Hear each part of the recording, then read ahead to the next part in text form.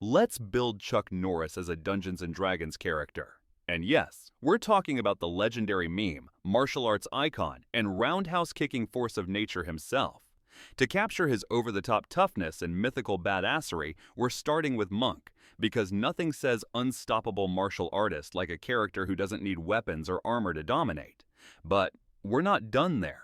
Multiclass into fighter, and choose the Battlemaster subclass to give him those tactical, calculated strikes that let him dismantle any opponent with precision and style.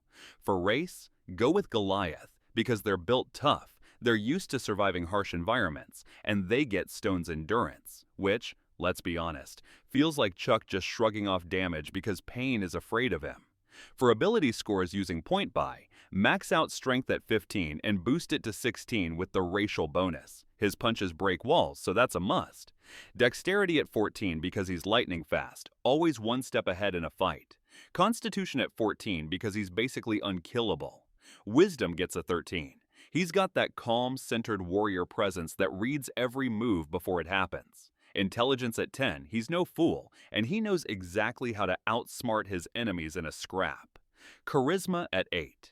He doesn't need charm, because Chuck Norris speaks with his fists. For background, take folk hero because everyone's heard the stories, and most of them end with Chuck walking away while something explodes behind him. From monk, focus on martial arts, deflect missiles, and eventually stunning strike, because if Chuck hits you, you're not moving.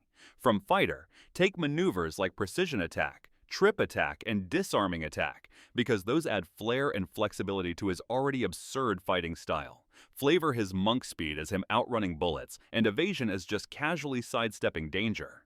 When you roleplay him, lean into the myth. He's calm, collected, and every word he says is a warning. He's the kind of character who walks into a dungeon and the monsters leave.